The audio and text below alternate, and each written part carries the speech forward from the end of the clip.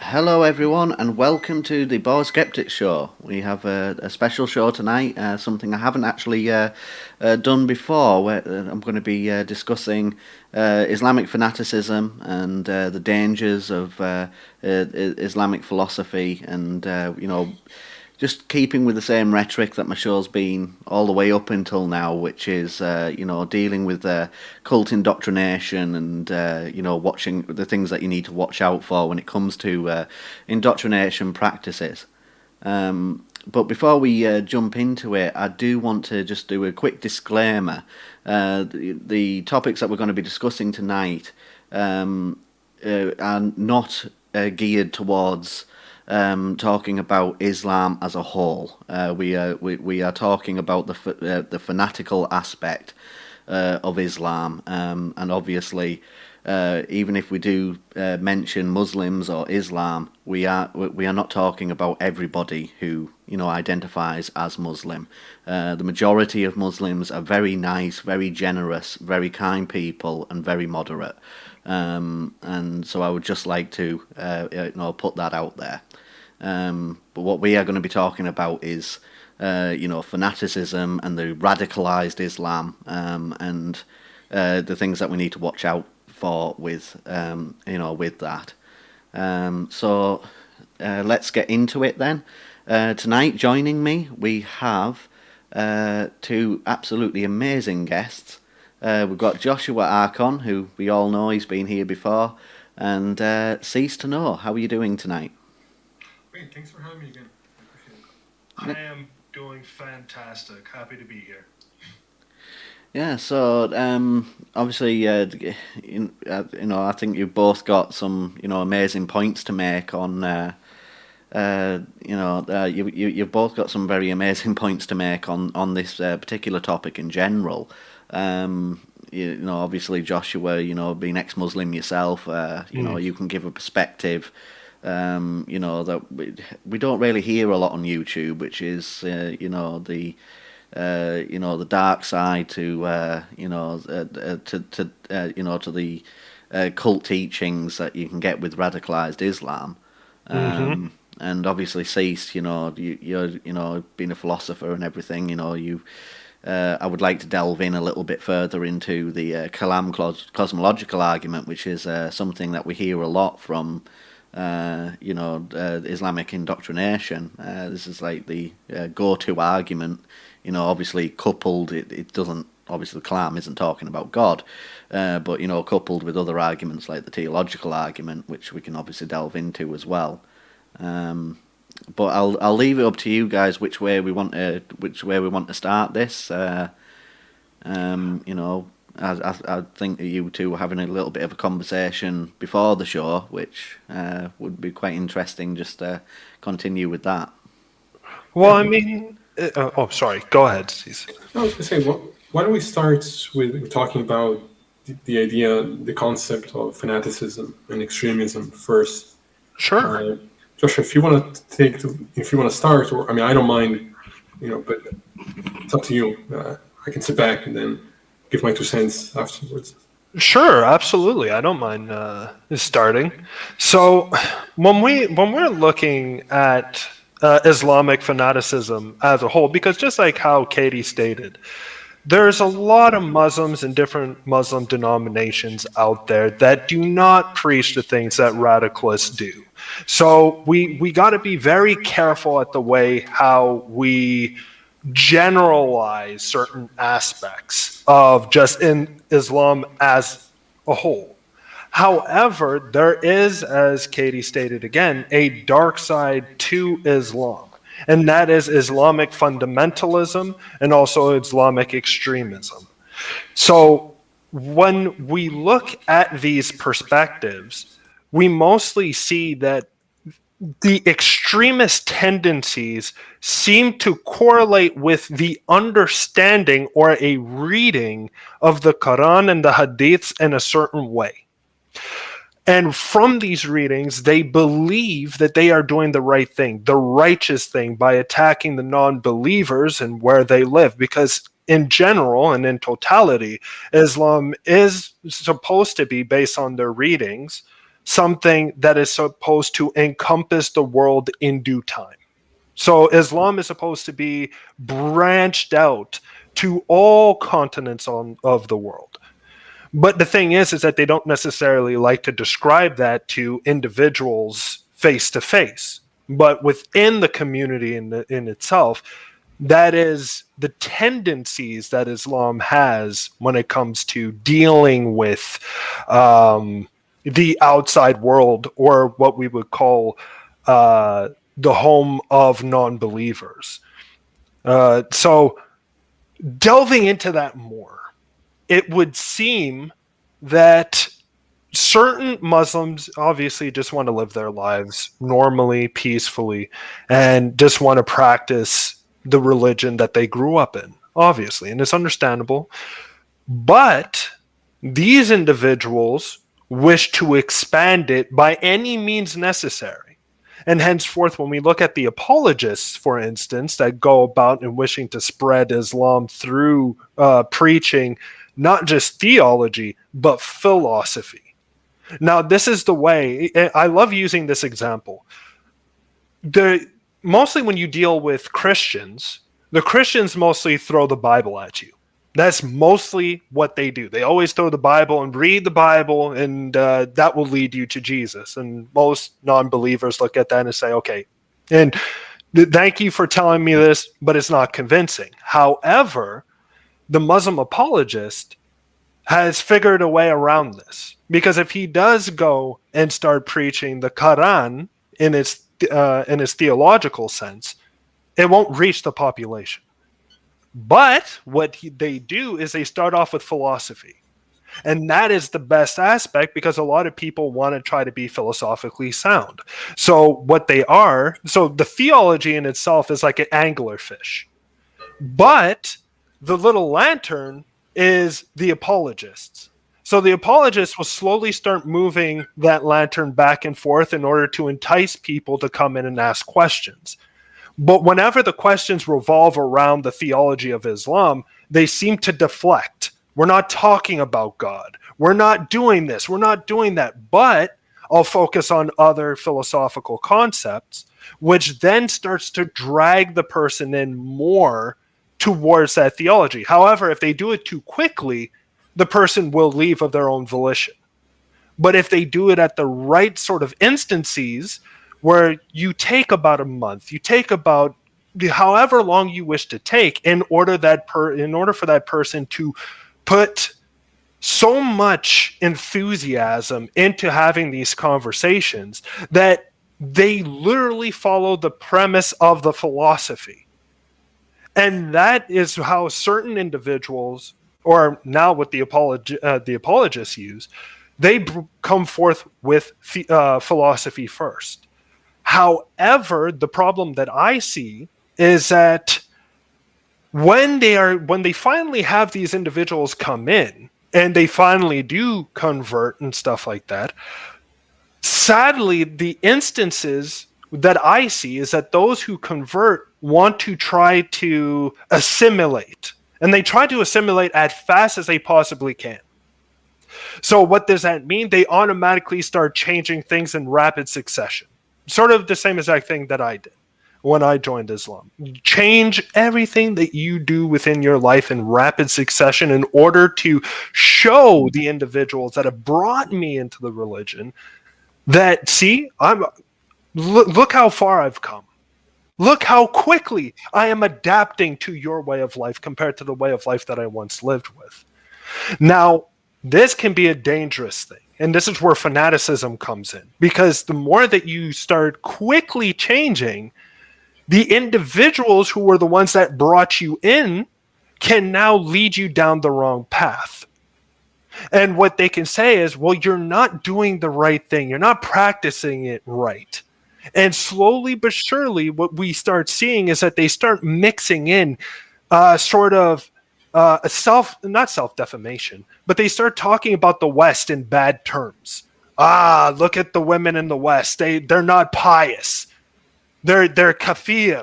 They're this, they're that, they're that. And slowly but surely, this mentality starts to manipulate the person into saying, holy crap, that is correct. I never thought of this, but they are heretical.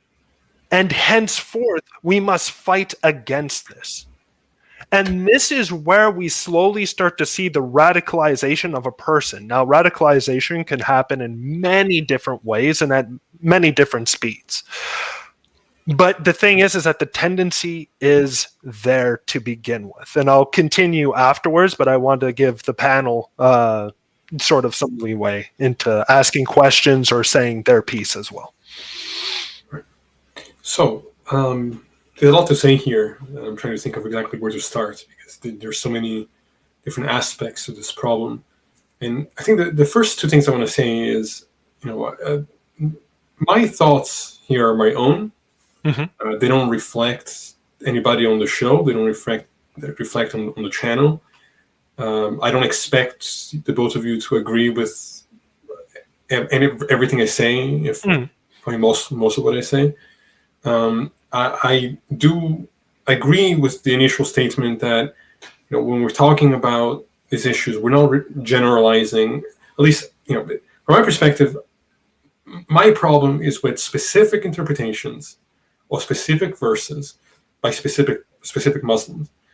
Even the label Muslim any more than label Christian or the label Buddhist doesn't mean anything to me, because you can call yourself these labels and the content of your beliefs vary so much that it really doesn't have a lot of content. But what I am concerned with is the specifics ideology. And the one point where I think I'm a little bit different than the both of you is that I don't think that extremism is the only problem. I don't think fundamentalism is the only problem.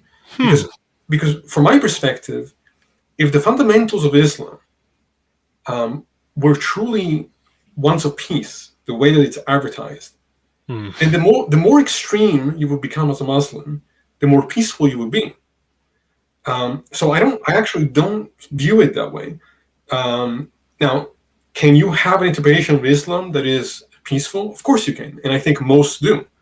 Yeah. But it's not obvious in the text, and I think you have to do a lot of sort of verbal gymnastics and ignore, like the Christians do with their Bible. And this is one thing that I think is important, is that Islam hasn't gone to quite the same reformation that other religions have. I agree with that. Now, like I said, like we said several times, most Muslims don't have these violent interpretations of the religion. But so we have to divide what it is, what percentages have what views, and to what degree these views are harmful to society. You can have a small percentage that are the terrorists and the extremists.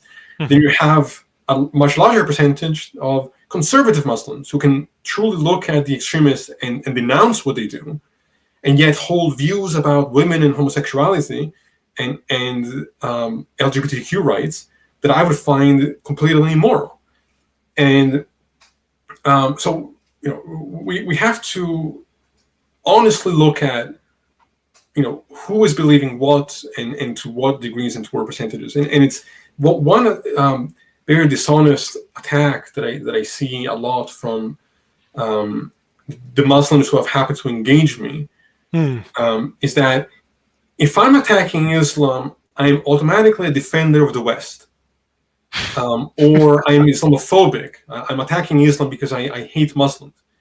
And both couldn't be farther from the truth. I mean, I have no problem acknowledging the immorality of the West in its government, in its foreign policy, in its treatment of its own citizens. I have no problem doing that. Just as I have no problem criticizing the ideology of anybody who I see as problematic. And so, I mean, one thing that I find amusing is this idea that, we can't talk about Islam if we don't speak Arabic. I mean, that's something that I've heard a lot of times. It's like, so the most important message for the world, the best way to communicate that is through a language that most of us don't speak, in in ancient texts that we can't verify. As far as what you said about about the philosophy aspect of it, yes, I think you're right. I think it's there's a lot of word games that are used to sort of I don't know. It's almost like you use the example of fishing. Like it's almost like they're trying to catch their prey in that way. Oh, absolutely. And to me, these philosophies are not convincing to anybody who's really dived into these things on a constant level. They're not just sort of readers from the outside. Like, obviously, I'm not speaking for everybody. Some people are just going to be convinced by what they're convinced by. Mm-hmm. But something like the Kalam, for example, which we'll get to in a little bit, it's Right. just, I mean, the flaws of that perspective have been already addressed for a really long time now, and those who don't understand this are just ignoring what is out there, both in terms of science and in terms of philosophy itself.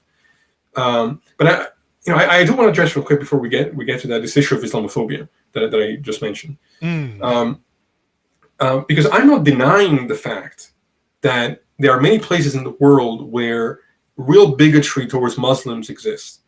Of course it does. Where it does, it's a problem that we have to be honest about.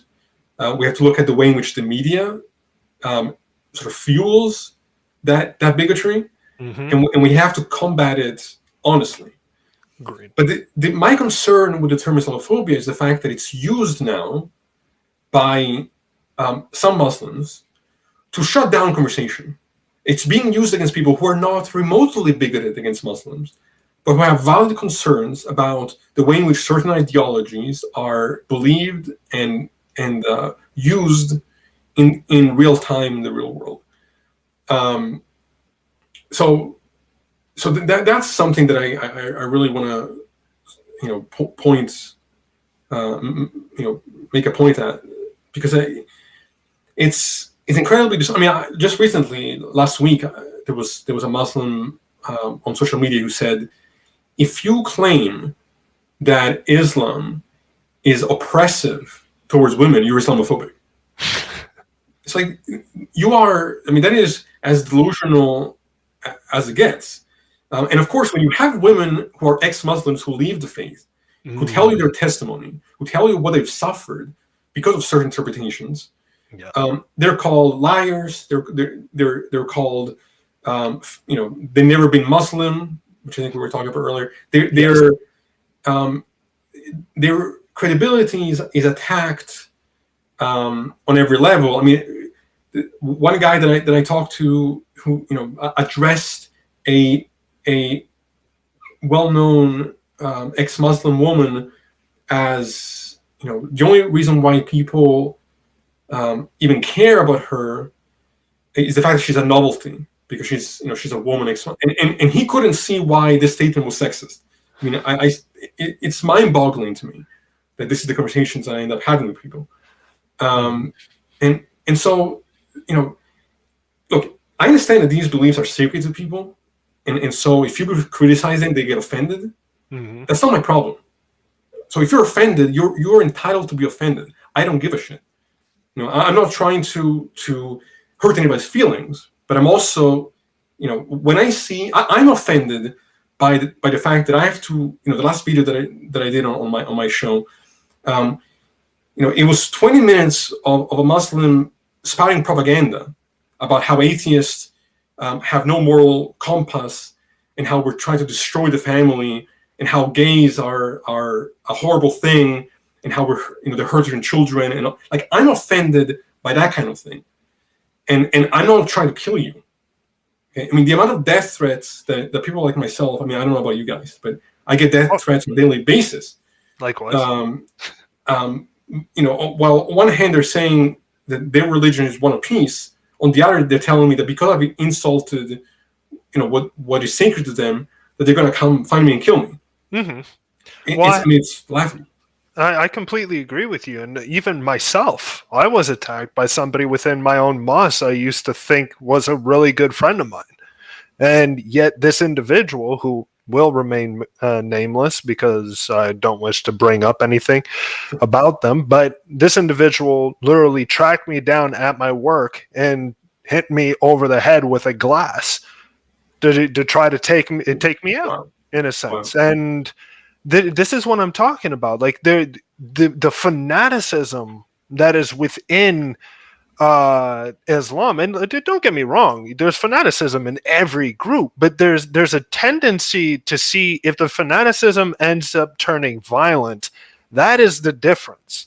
So I can be fanatic, let's just say, and say that somebody who, I don't know, left a certain religion or left atheism, let's just say, and I turn around and how could you do that, and start literally rapping on them for doing such a thing. That is, in a sense, a little bit of a fanatic side, but that is more based on verbal. But when we really look at, when I can turn that verbal into I'm coming for you, you know, like, no, I'm not just going to verbally attack you, I'm going to threaten you. Now that is the difference. That is the difference, and I find that with, sadly to say, with Islam more than Christianity. When I left Christianity, there was barely anybody who literally cared. It was sort of like, okay, cool, go on your merry way, you know. But me leaving Islam, all of a sudden, that just that was a whole entire flip. Where then, as I stated, I was targeted myself. You know, just for that. And beforehand, I never even spoke against Islam. I thought, you have your stuff, I have mine. So you go on your merry way and I'll go on my merry way. But the problem was that after that, I realized it doesn't matter. I could be silent, I could be verbal, I can be whatever I want to be. I'm still going to be a subject towards that type of attack, if anything. Right. So in the end, I was like, well, then what's the point? Why do I need to back down towards individuals such as that? So now I'm more verbal, and now I even say to certain atheist community or YouTubers that there should be more of a switch towards aiming at this fanaticism and this Dawa team that's going around. And we should be taking down each and every single argument that they have and tearing it apart piece by piece by piece. Ideology against ideology. We need to fight that. Right. And no, I completely agree. And it's not, it's not to say that, Christian terrorism doesn't exist. But to pretend like it's on equal, footing, that it's having the same effect in the world currently, it's just to not be looking at the numbers. We have to be honest. And it's not to say that, like, I don't think that Islam operates on a different level than Christianity in principle, in the sense that the so-called holy books, to me, are basically equally as repulsive. Agreed. They're very similar in a lot of ways. But the way in which it's, the radicalization of people is not happening on the same spectrum currently. Agreed. And there's something else I was going to say. But yeah, I mean, just as a side quick story, I spoke at there was a conference about Islamophobia at my university once, and I organized by the Muslim group of my university, and I made just that comment that I made to you guys earlier, that where we see bigotry, we have to fight it, we have to support our Muslim human beings and fight bigotry and fight that kind of thing. But I'm concerned with the term Islamophobia because it's being used to silence people who are not bigoted but who have valid concerns. I was reported to the campus detective because of that comment. I woke up 3 days later from a phone call saying that the Muslims who had advertised their club as open to everybody of all faiths, and I showed up to try to understand more about their culture and find common ground, they remembered me from that comment, and because I didn't just share their ideology, immediately they saw me as a threat. Even though I tried my best to be diplomatic in the comment and be supportive to the fight against bigotry and all the kind of things. So I understand to some degree their defensiveness, because we do see a lot of bigotry in this country, in the U.S., and other places towards Muslims. But when I'm going out of my way to say, I'm with you, we have to fight this bigotry, but I say one thing that doesn't quite sit well with me, with them, now suddenly I'm a threat. It just, and the one difference is that, and I'm on the political left, almost completely. But the one thing that I'm disturbed by is that the very leftists who are quick to condemn the sexism in the United States are then making excuses for the sexism found in Islam, in Islam, out of some kind of white guilt, like guilt of past imperialism, and meanwhile Islamic imperialism is fine, but it's almost like it's not racism because it's not a race, but it's a form of almost paternal, like we think that your children were in a sense superior to you, and so we have to sort of treat you like you can't really think for yourself, and so we're not going to criticize you because you're the victim type of behavior. Absolutely. And I find that repulsive. As someone from the left, as someone who is not a conservative on any level, I find that fucking repulsive. I can completely agree with that myself. I mean, this isn't just a problem, obviously, when it comes to Islam and apologetics as far as Islam.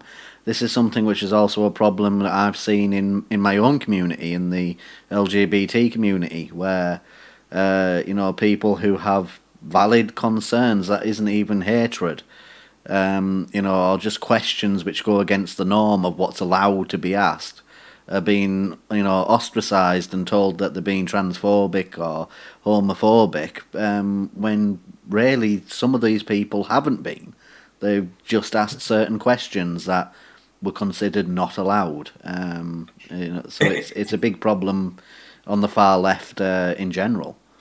And also the merging of politics and religion is worse there. Like it's almost like that's what's expected. Here, Christians try to do that, right? But we have a constitution that, regardless of what Christians want to say, that the founding fathers were Christian, that's bullshit. You can just do your research and recognize that's not the case at all. Exactly. So there is a clear separation between church and state that's at least ideally supposed to be in place. Now, whether in practice that is always the case, I would say probably not. But it's on a different level than what we see there, and it's just it's a real problem. Yeah. Oh yeah, I can agree with you on that aspect, and don't get me wrong. I'm not saying that any type, because as I stated beforehand, any group has some sort of radicalism behind it. Or whatever, like even just like how I saw inside the comments, for instance, at this moment, where individuals are saying that that communism is sort of the radicalization of atheism, in a sense. Like communism is. That's embarrassing because there's no connection there. I completely agree, but I'm just saying, like there are people who are making these type of statements at the moment, and for me, I'm feeling that there's two different, just like how you stated, they're not the same, one and the same. But back towards the questioning, because I completely agree with you, the way how could I say it? Well, Christianity as well, as you stated, is sexist in a sense, and also even against the LGBT community. And this is the type of thing that I always like to look at, is that if you are moving closer and closer towards the fundamentals, which are against the rights of a people or whatever, but yet all of a sudden when people start criticizing you over that, then you're the biggest. Exactly. Oh, how could you say that? How could you say? And the greatest, not the greatest thing, but the funniest thing that I've heard with a couple of conversations that I've had was at first that Islam and feminism correlate. I mean, that's mind-boggling. I mean, yeah, that's like saying, because in history some women were given some rights ahead of other people. Like, would you say that because we have a woman vice president now, that sexism is dead in the West? Not at all. It's the dumbest argument. It just that's not how that works. I mean, there are countries now where women just became allowed to drive. Yeah. So but it's the same thing where when Christians try to make excuses for slavery by calling it servitude or indentured servitude. Indentured servitude. And I mean, even with my family background is Irish. So when you're looking at the Irish, who were predominantly put within indentured servitude, and definitely when we're talking about the plantations on Jamaica, why do you think the Irish weren't like, oh, thank you so much for putting us into indentured servitude? No, they tried to escape it because it's the same exact slavery as the slavery that individuals have gone through in the past. I mean, there are verses that clearly support slavery in the Bible. Exactly. And in the context of the Quran, there are verses that clearly support slavery, submission. Well, slavery for sure, but also submission of women. And he always met with, oh, you don't understand this verse. Or you got to read it in its language in order to fully understand the context. Right. So it's always an issue of context. And yet, when I ask, okay, then provide the context, often would end up saying something that's almost equally as bad. Two, oftentimes I'm recognizing that they're changing the language. And also, okay, let's say that you have the right context, and somehow, a lot of people who are getting the wrong interpretation. Well, okay, that's fair enough, but I'm concerned with how many Muslims do have the wrong interpretation then. Yes. And when I have people on either on my show or who I've talked to in person who have certain credentials as being people who supposedly are very knowledgeable about their religion, tell me things like a wife can't really once you're married, the consent is assumed. Oh wow. Maybe Islam doesn't say that, but that Muslim believes it, and many others do. So there is an issue there. If nothing more, there's some misunderstanding of the text that's taking place. Mm-hmm. No, I completely agree with you. I think that there's different spectrums, because even though, like, within the Quran itself, and that's the difficult aspect, is that when you look at the Quran, it does have certain things that are ambiguous in a sense, and other things which are direct. So automatically when you read it, you know that there's a separation between men and women, and that men are supposed to take precedence and the women are supposed to be subservient to them. Yes, there's supposed to also be a correlation, sort of like a master onto his servant type of correlation between the two, but you know that there's a difference. You know that they're not both held on equal playing fields. Likewise, as you stated, with LGBT, gay rights, so on and so forth, which and that's the thing that angers me the most, is when people start giving credence to these type of thought processes or ideologies because it's from a different culture, for instance. Yet our foremothers and forefathers have fought so hard to get to this point in time. So in a sense, they're aiming to regress with so much literal progress that our great-grandmothers and grandmothers and everything like that have built on our nation. And that is the thing that just blows my mind. We should be trying to emulate the thing of unity, not trying to say that, okay, well, now because this is a different culture, now we should give full on how could I say, tolerance or anything like that, because don't get me wrong, we should tolerate different cultures and different ideologies. But when it gets towards that extent, we got to really take a step back and look at it as a whole and say, is this beneficial for the people? Yeah, I'm never going to tolerate intolerance. Like, I understand that imperialism, we have a weight of imperialism in our history. that we have to really take seriously. But that's not going to prevent me from speaking my mind on the injustices that I see from certain ideologies, and also as much as I get death threats from certain Muslims, I also get people who ex-Muslims or closeted atheists who say I can't be myself because they'll kill me where I am, where I live. And so they I feel like what we're doing is giving those people a voice. Exactly. And so this idea that we're bigoted, I'm driven by empathy towards people who I think are suffering from these ideologies. I completely agree. And I mean, that's why you said the clear difference between men and women. It's these sort of binaries that religion wants to shove down our throats that I have no patience for. And so, if in my criticism of these things, they have to play victim and claim that we're bigots, go ahead. It doesn't concern me.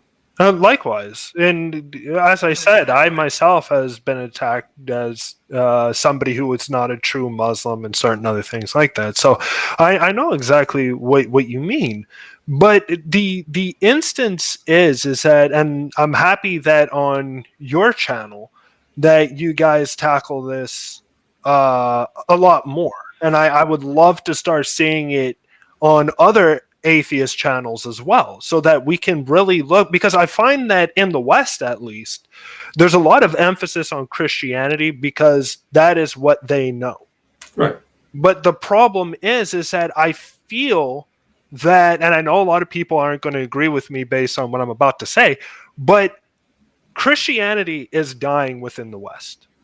It's still a fundamental. It's still there, but it's slowly but surely falling apart at the seams over its own stupidity and over people leaving the pews constantly. But I find that while we're beating a dying horse, in a sense, there is something coming on the flanks that everybody seems to want to either close their eyes to, or just say, you know what, it's okay. We don't want to be called bigoted, like as you stated, white guilt and stuff like that. Yeah, it's racism of low expectations. It's seeing, it's fine to attack the white person, but then the brown person now has to be a victim, and so we have to sort of protect them regardless of what they're saying or doing. And to me, it's that kind of mentality that's unfortunately then led horrible people like Donald Trump to come into power, because then he, who actually has bigoted ideas, ends up, giving a voice to people who would have otherwise been allies, who then were attacked unfairly as being these people that, I mean, don't get me wrong, there are a lot of racist Trump supporters who are completely delusional. Oh yes. But the point is that it's that kind of there's a lot of racism of low expectations that are coming from the left. And again, being a leftist myself, is something that I find problematic. And so that I want to, improve. I want to reconcile. Absolutely. Yeah, and I think that's the thing. Like, what we got to be careful of, obviously, is generalizing. Generalization is not going to be beneficial for the cause that we are trying to stand up for as atheists or unbelievers to begin with. Because I think that if there is a sense of bigotry that people hold, then that is not going to promote a empathetic agenda. Like you said earlier, the conversation is so toxic now that even when we got our way to say, we're not talking about most Muslims. We're not talking about most people. We're not even talking about people. We're talking about the ideology, specific ideas held by specific people about specific verses. It still gets characterized as bigotry. So even when you go out of your way, so at that point it's like, why even try to censor yourself towards that certain extent? Like, I understand, and I don't censor myself. I mean, I make it clear that I'm talking very specifically because I want to be precise with my language. Exactly. I'm generally not going to be concerned about people's intellectual dishonesty about these conversations. It's not my problem. I agree. I agree with you on that. And I think that when we really look at it, we need to be even and we need to be fair based on our criticisms based on ideology. So even though that Christianity is dying, as I stated, we still need to put emphasis on that as well. So that, but at the same time, I think that if we don't put emphasis on Islamic or Islamists who are trying to promote a more conservative Islam, for instance, I think that is also a detriment to what we are trying to do as unbelievers and with our channels. And that's why I give you massive amounts of kudos for tackling that. Sure, I appreciate that. Thank you. That's why I'm, wanting to, do this show tonight because, I completely agree with you, Josh, that, it's not talked about enough. We always talk about Christianity. It's every single show pretty much when you're looking at the atheist channels and, there's another big religion out there which has the same form of fanaticism behind it. In some degrees even worse than some of the Christian cults and things like that. So, it's definitely a problem that we need to tackle, and that's why I'm, planning on doing a few shows like this, trying to tackle different aspects of it, because, it's obviously, I'm not saying we need to, attack the religion, get rid of the religion, and I mean, as an atheist, that would be nice to see that, but obviously you can't force atheism onto people. That's not what we stand for.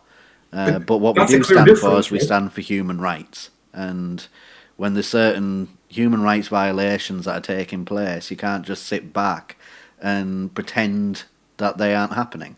But that is the clear distinction, right? Because we're not arguing to pass laws against believers or to kill believers for not believing what we believe. And the same isn't true for a lot of religious people on both sides. The only religion of peace, what I can truly say is a religion of peace, is Jainism. The more you become extreme as a Jain, the less you can do in the world. They have to look down when they're walking to make sure they're not stepping on ants. That is the religion of peace, certainly not Islam. One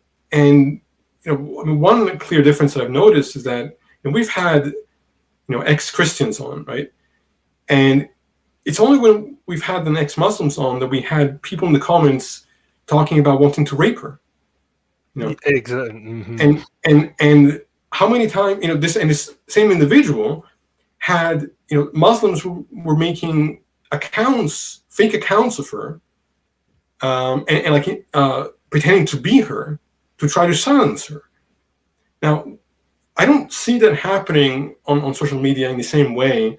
Again, not saying most Muslims, but I'm saying that a concerning enough amount of Muslims are responding to criticism with violence and with threats and with really ugly behavior. Agreed. And I can go on all day based on this aspect, but the one thing is that I think with time and stuff like that, I think we should move towards the Kalam cosmological argument, and I would love to hear your perspectives on it. I agree. I'd love to hear Cease's take on the Kalam. Right. So, right in the first premise, the entire thing falls apart. Because the claim is that whatever begins to exist has a cause. There are two issues with this. The first is that we don't observe things coming to existence from nothing. Okay, we observe changes in matter, and secondly, modern physics suggests, and I just did an episode on this on accident and trial, is that cause and effect are emergent features, not fundamental. Now, this is something that's very counterintuitive, but that is what science seems to be teaching us, is that reality turns out to be much more counterintuitive than what we expect it to be. So I had a conversation recently on another show, on the EA show, in fact. And I love everyone there. The host has been nothing but kind to me. I have no problem with anybody that was on there. But I felt like the panel of Muslims that we were discussing with just weren't understanding the message, and then proceeded to claim that we had agreed with the first premise. Meanwhile, they had changed the language from causes to explanations, which are not synonymous, neither in science or in philosophy. So we never agreed with the Kalam's first premise. They never showed us why we should agree with the premise. They changed the premise, and then, I'm not saying they did this on purpose, but they changed the premise and then acted like, or talked as though they had it. And so I had an issue with that. And the thing is, even if we were to agree with this notion of causality as they want to express it, there's no reason why this initial cause, or this necessary cause, has to be a supernatural one, or God, which is eventually what they want to lead to. I can just as well pose a metaphysical natural cause to be the necessary foundation of reality. Now, there are models of the Big Bang, which, by the way, we've had, the idea that the Big Bang is equal to the beginning is also false. This is just another misinterpretation. But I'm trying to find a way how to express this. There is no reason to assume that what has led to the universe has to be an intelligent agent with will who somehow exists outside of space and time. One, I don't know what existence outside of space and time means. Two, all of what we understand about mind currently, we don't see mind outside of brain. Now, there may be at some point maybe that we'll find that that's something else, but currently, anytime you damage the brain, is something about consciousness and conscious experience gets lost. So why should I believe that with a lack of brain, somehow you can have this external thing called mind that can do all these things? And so one response to this that I hear often from theists is that, well, you couldn't have a naturalistic explanation or naturalistic cause, because that would make it immediately contingent, that you need something that's fundamental. I'm saying, no, I'm suggesting, the way that you were also suggesting a metaphysical explanation, that you could have an aspect of reality that is necessary, and that maybe other aspects of reality may be contingent, but not that one. Now, I also, unlike some of my fellow atheists, I actually reject these differences between necessary and contingent anyway, because I don't think that we have to actually make a separation, to know what would be contingent as opposed to necessary, unless you're talking about pure logic, would require an access to ontology, which we lack. We don't, we can imagine things possibly having been a different way, but that's just imagination. Doesn't mean they could have been different. And so how do we go about deriving, what we can call contingent, or maybe necessary as a brute fact? It's beyond me. I don't see that as actually being the case. And yeah, finally, the last part that I'll address is just this misunderstanding of what logic actually is. And from my perspective, logic is descriptive, not prescriptive.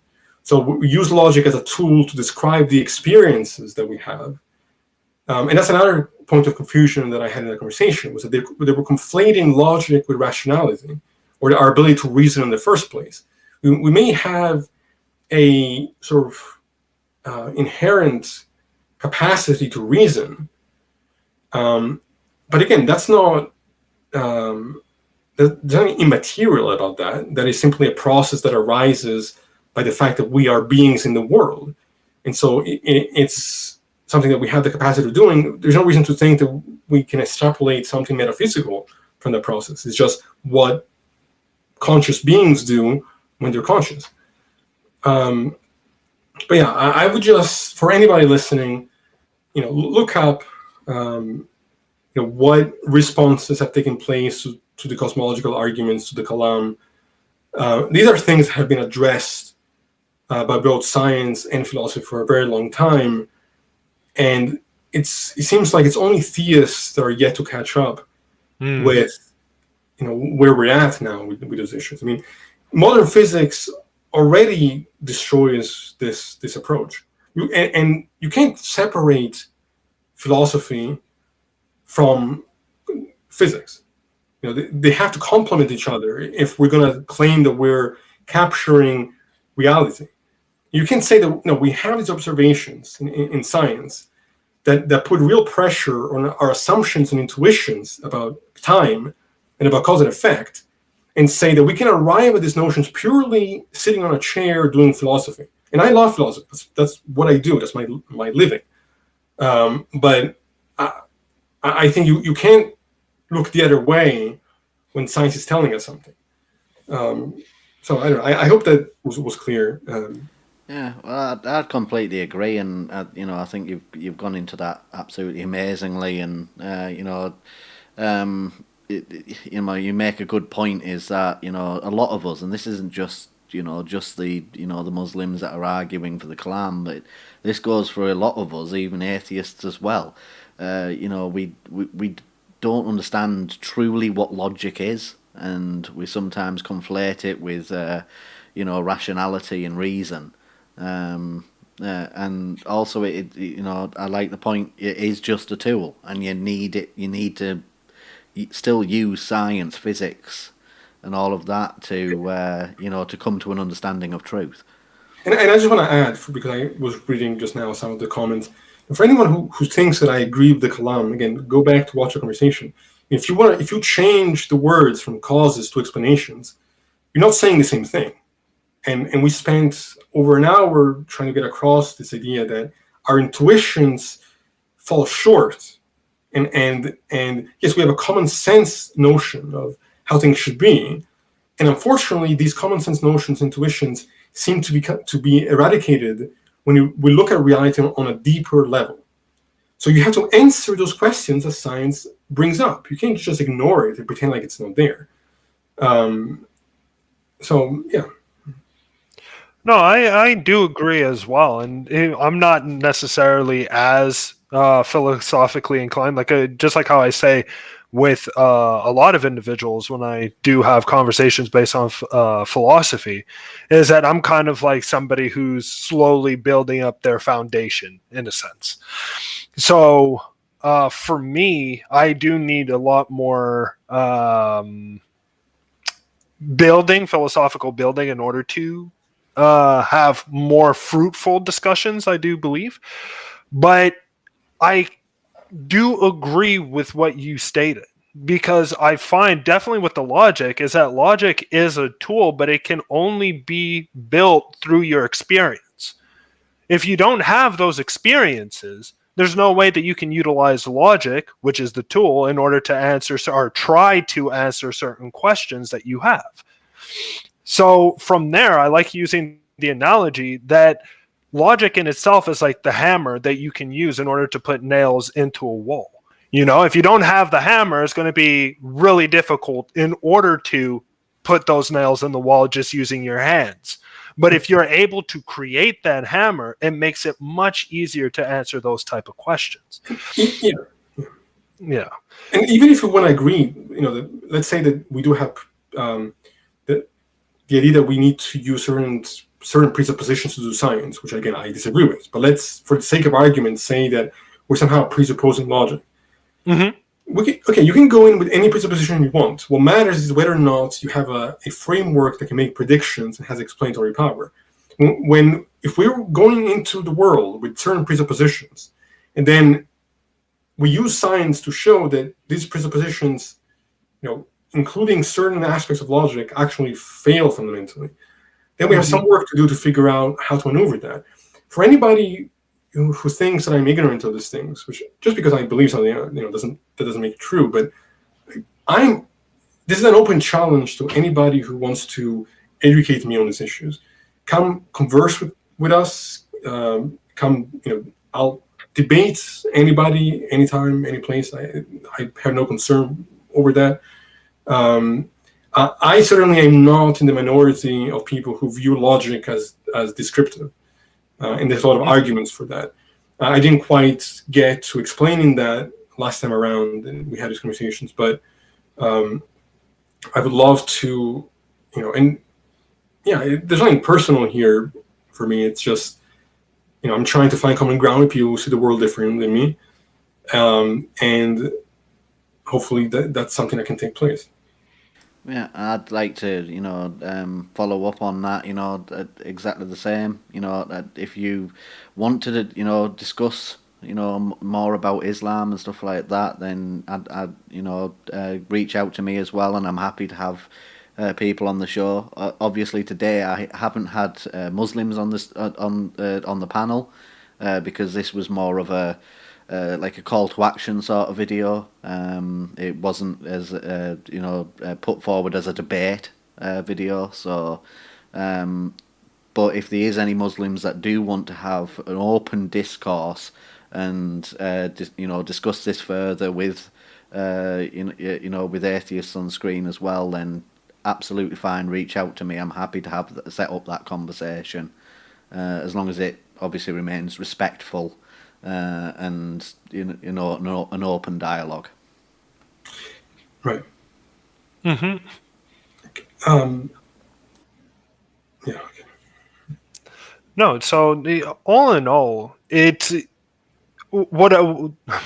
because when you look at the Clum, for instance, in order to say that the universe began, that already takes a huge leap to state, because we haven't, all we go is until Planck time, and then after that we're not sure. There are theories, but those theories, there are multiple theories based on how the universe is, and from that instances, what I can see is that there are different with individuals who are literally, their whole entire job is to look at the universe, figure out the universe in itself. Physicists, astrophysicists, quantum mechanists, and even pure mathematicians and logicians. These individuals are trying to understand this information in order to give us that knowledge through the limited scope that they can, because mostly the thing is, when you're truly trying to understand the physics, most of it is all mathematics. But the thing is that and even to myself, I can't understand that. We can't understand that. So the thing is that they create these pop books for us, or pop science books, so that it's more words, so that we can understand what they are perceiving. We can understand what their theorems, in a sense, or at least the theorems that are being worked on at the moment. So, sorry, go ahead if you have anything to... No, but just going off what you said, that's the thing that's mind-boggling to me, is that you have people who are not... Again, I'm not saying that just because somebody's an expert, it makes what they say true. Clearly not. Much of the stuff is still very open-ended and unclear to physicists themselves. What boggles my mind is any time that I encounter theists who talk about these things like they're experts. Like, and I'll see comments when left and right, of people saying things like, like if the explanation is a natural, then it's deterministic, and therefore cause and effect is fundamental. Like, I've seen that on my show a few times and otherwise. Meanwhile, I just had a physicist on who went to talk about how you can have a purely deterministic universe, but what we think of as effects within physics can become causes of what we thought were the original causes. Like, you can kind of go backwards. Like, if you imagine you drop a glass, and we think of, the cause is you drop the glass, the effect is the glass shattered. Well, if you reverse that tape from the shattered glass into the glass in your hand, nothing about physics is violated. So it's like a reversal of cause and effect. Now, this is very strange, and it requires a lot of sort of doing work and figuring out what does it mean philosophically, and to try to get underneath our intuitions.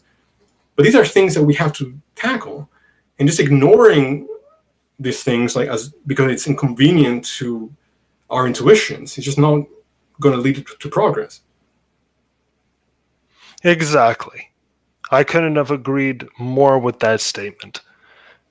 And that's in the end is that what we need to look at, and as you stated, is that philosophy is great. And I'm starting to see the benefits of philosophy now than rather when I was younger, where I saw it more as a issue. Or well, not necessarily an issue, but something that was behind its time. But now I see it more as something to correspond with the sciences. That philosophy cannot exist without, well, not it cannot exist, it has existed for 2,000 years or more. But science now has come up with such theories that philosophy needs to kind of change towards those theories, but even the physicists need to use the philosophy in order to kind of build that proper foundation. So it corresponds with each other. If you don't have one or the other, you're not left with any foundation. Yeah, I think one without the other is, both are blind without each other's help. Although I think the difference is that at least physics is bringing about, how would I say this? I think where philosophy is practical is especially in the context of existentialism. Mm-hmm. And I think they're, like you said, they have to go together. They have to help each other. They have to complement each other. But physics is providing more concrete results. I think philosophy is about asking the right questions when you're doing philosophy the right way.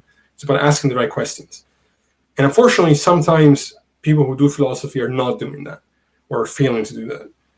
And that's something that we have to be careful of. That I agree. That I completely and absolutely agree with. All right.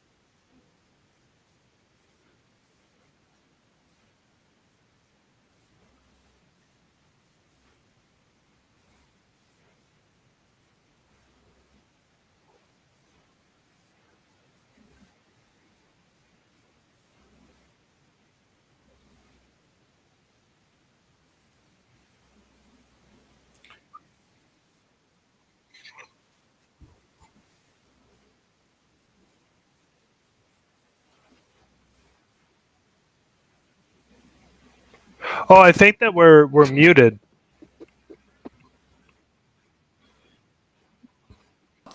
I'm muted. Shit. I'm taking something. I'm taking a bit from the axioms on trial. Yeah. Yeah. Oh crap. Yeah, no, I was just saying, we can't, abide with some of the human rights violations, especially when it comes to women and LGBT community, and when some of that hatred is leading to, to death threats and attacks on the street for people. It's just something that you can't abide in society. You've got to stand up and say something against that. Yeah, understand. Definitely understood. Yeah, so we're getting a couple of questions. Right,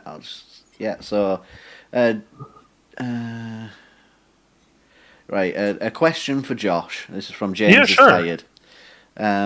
What is the 5 pillars of Islam and how do they work? Okay, interesting. Good question, James. So the first pillar of Islam is the Shahada. So that is the profession of faith. So that is mostly happens when you are not reconverting. What's the word? Damn it, I forgot the word now. Well, when you're converting or reverting, that's the word, reverting. When you're reverting to Islam, the Shahada is used in order to sort of solidify that reversion in a sense, and it's mostly stated within the first prayer. So before you actually start the prayer, you say your Shahada. Then you need to say your Salah. So your Salah is sort of like the prayer in general. And mostly the Salah, if I remember correctly, I'm sorry, but the Salah is mostly said after the Shahada. Then you have the Zakat, which is actually almsgiving. So mostly there's a specific time, mostly within Ramadan, that you give sort of alms, and a certain amount of that alms, so it's mostly 10% of your earnings go into your Zakat. Then you have fasting. So you must fast, and that's also in Ramadan as well, where you need to fast throughout the day, and then at nighttime, you can eat, in a sense. So that's just to show your well, whatever. And then the next thing, and this is the 5th pillar, and that is your pilgrimage, your Hajj to Mecca. And that could be done at any time in your life or whatever. And you can make a Hajj once or multiple times. It doesn't necessarily matter when. I hope I answered your question, James. If you want to ask more questions, that's fine. I'm good with that. I think that was quite comprehensive. Obviously, it's been a long time, so thank you for remembering those. We've also got another question from James is Tired. This is a question for CeaseToKnow. Can you steelman the Kalam cosmological argument? Yeah. So usually, I do this, like, I actually read the premises. I don't have it memorized, but yeah, I can. What should I do here? I mean, I can just read it off. I don't know what would be the point of that. I prefer when I'm doing philosophy and engaging these conversations to have sort of the text and the writing that's in front of me, so that I don't make a mistake on that level. Also, because there are different variations of the kalam that are there, so not all the kalams are mostly saying the same things, but there are slight variations. So it would also depend on which version you're referring to. But from my understanding, the sort of the core idea is that because everything that exists has a cause, that therefore the universe must have a cause, and that cause has to be something that is itself not caused. So it's like the idea of the prime mover, right? And yeah, maybe specify which version you're asking about, because there are several. I'm more familiar with the William Lane Craig version, but.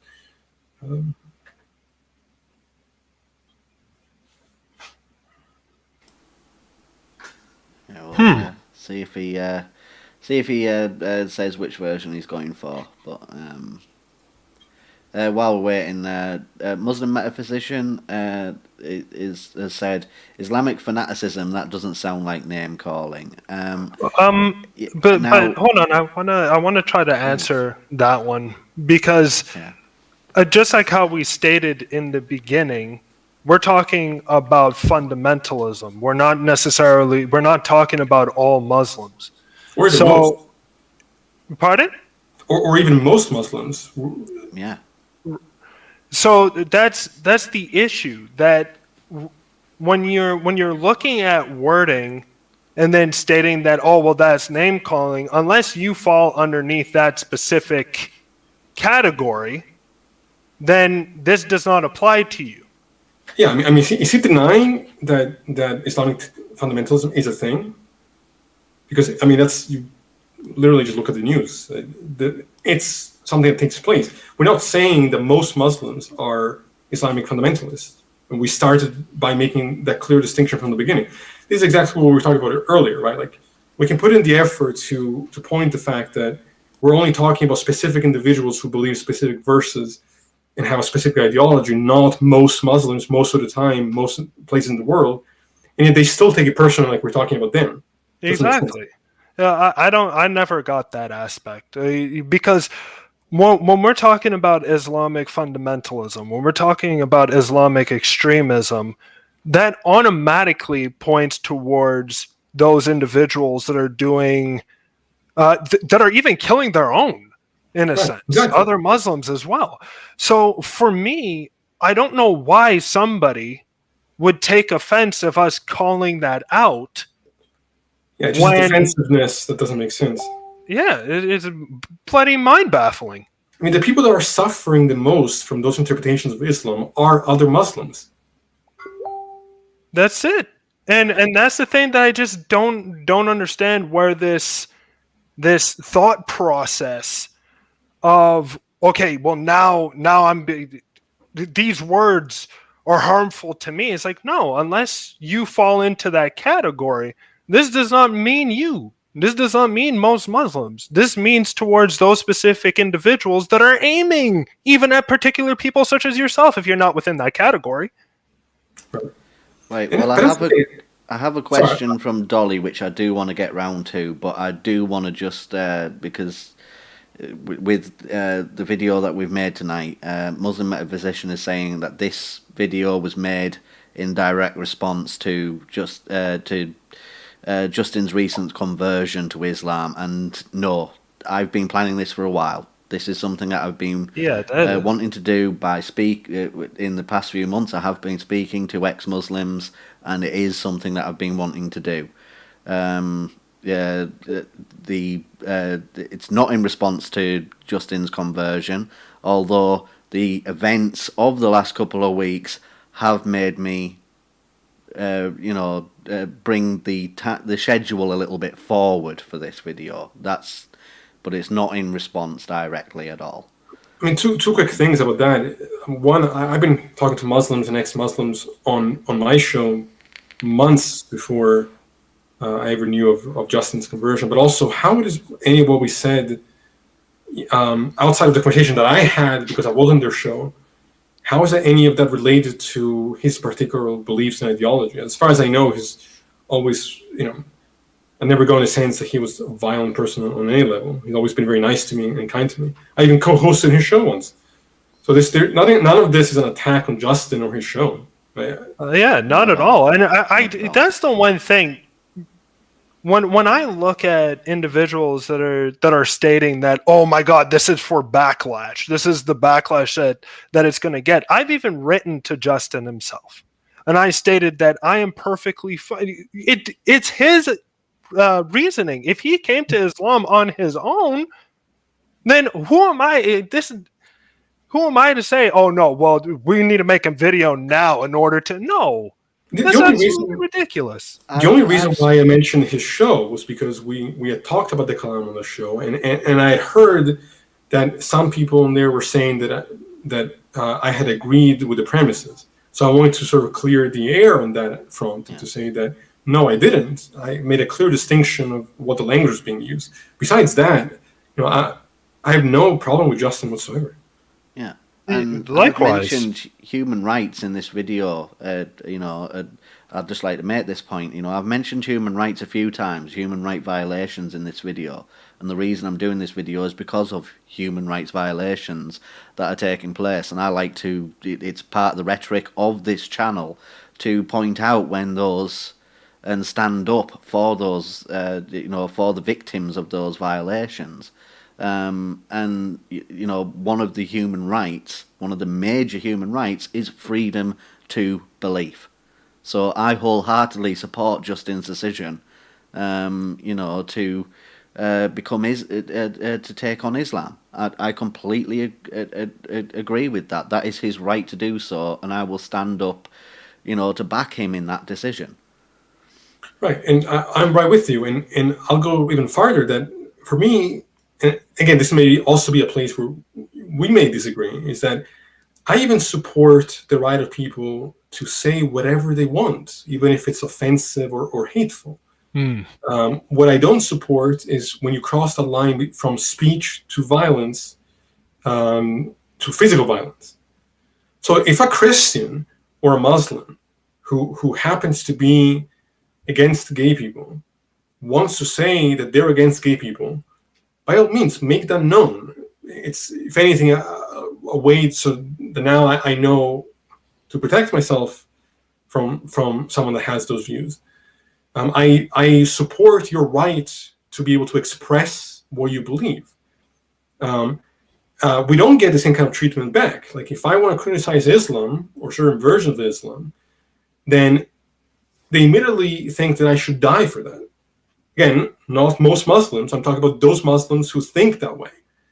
And that's what we're referring to. And other Muslims should respond to those Muslims and expose them for that behavior and condemn the behavior. Well, rant over. I think we've got the point across there.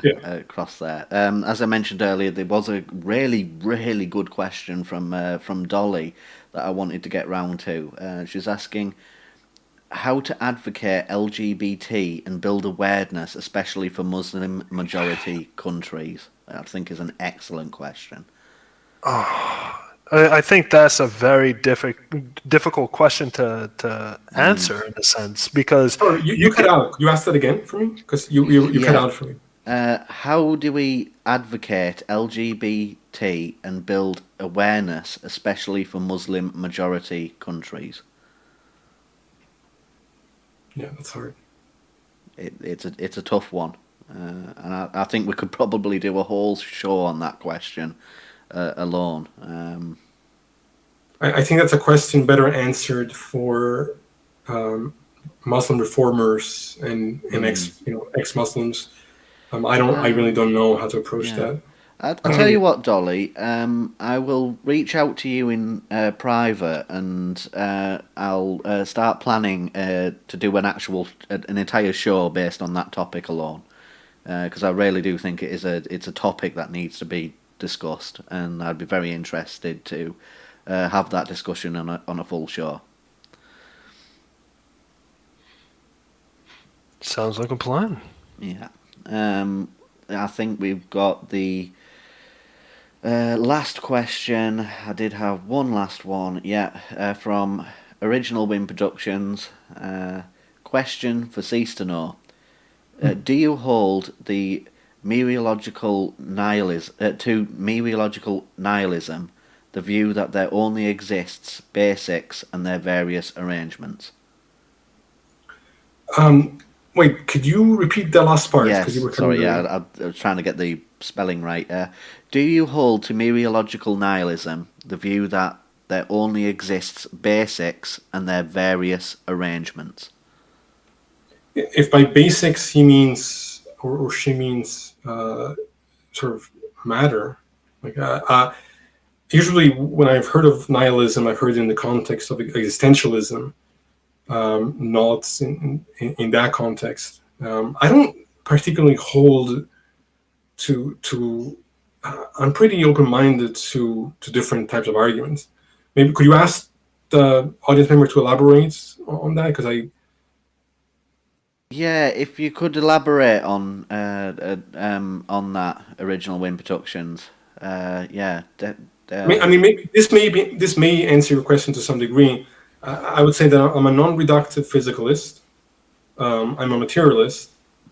I'm a naturalist. I'm also a more moral realist, which I know sounds contradictory with what I just said, but I have a way to sort of bridge that gap. But I don't hold certainty to any of those views. Like, I'm open-minded to hearing other perspectives and reasons why I should abandon those opinions. It's just that, to me, those beliefs seem to be the most reasonable assumptions to make given the available evidence and tools that we currently have. But yeah. Yeah. Well, I think I think that's it for the questions now. We are at 1 minute 20, so we have gone a bit over time to what we said. So, but I think we've had a great conversation. We've discussed a lot of things. Got a lot of information out there that needed to be discussed. I'm quite happy with the show. Did you both of you enjoy the show? I really did. Yeah. Thank you. Thank you again for having me. Anytime. Yeah. Thanks. Thank you very much for coming on. And Dolly, I will reach out to you in private and try to. You don't have to come on for that show, but I would love to hear have a discussion with you and hear your thoughts about how to take that topic into a show. That would be great. Thank you for everyone who's been in the chat. I hope it's been enjoyable, and we've put on a good show for you. I am changing my channel up somewhat recently, so I'm still hoping to keep the call-in show going. I'm thinking the next episode of that will be Monday because I'm changing the days around for that. I'm also going to be doing some more of these style shows on going away from Christianity and more to the Islam. And I am planning, and this is I may as well announce it now actually. I am actually putting together a team of people to help me work with putting together a news show. So we'll be doing a news broadcast where we'll be going over different news points in the news, different news articles surrounding religion and atheism in general. And I'm hoping to get that out in the next few weeks, the first episode, so stay tuned for that. If you want to support the channel, obviously liking and subscribing, that's absolutely great. If you want to go further, then I do have a Patreon. I also have a merch store. Links to those are in the description and of this video and of my channel as well. And yeah, that's how you can support me. Thank you very much for joining in, and as always, please remember, ignorance is never bliss. Thank you, and good night.